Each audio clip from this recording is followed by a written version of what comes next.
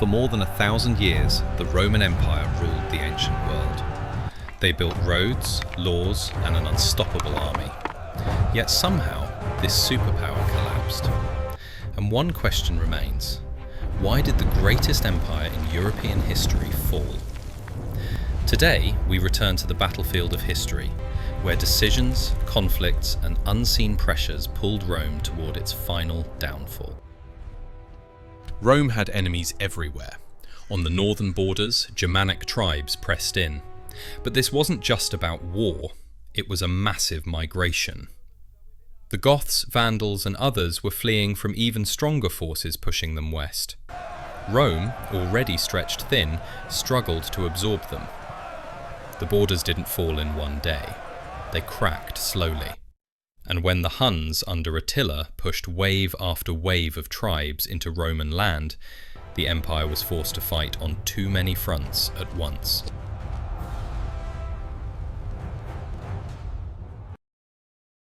Rome was not destroyed by outsiders first.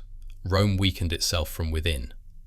During the crisis of the 3rd century, more than 20 emperors rose and fell in just 50 years, many removed by their own soldiers. The army no longer served the nation, it served whoever paid them.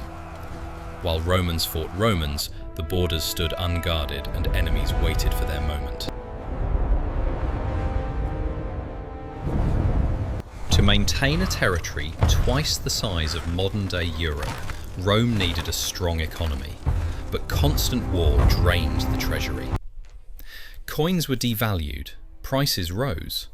Heavy taxes pushed farmers to abandon their land.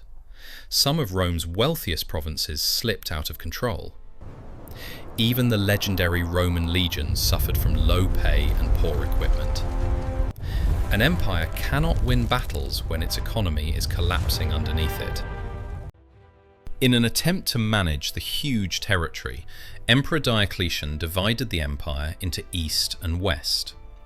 The idea saved the East, but doomed the West.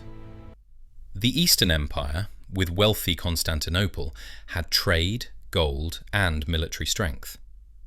The Western Empire, centered on Rome, had fewer resources, weaker defenses, and almost no support. Two halves that once stood together now stood alone, and the world noticed. Rome once prided itself on elite citizen legions, but as its population shrank and economy declined, it turned to foreign mercenaries.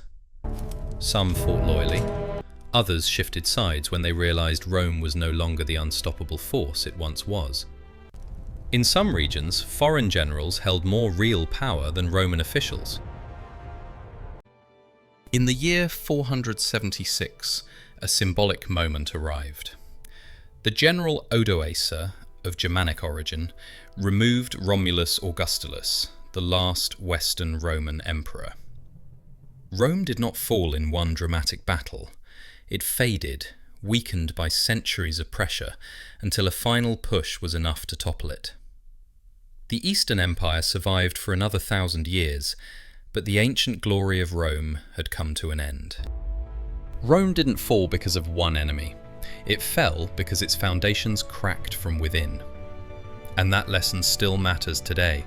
No empire is invincible. No power stands forever if it forgets what built it.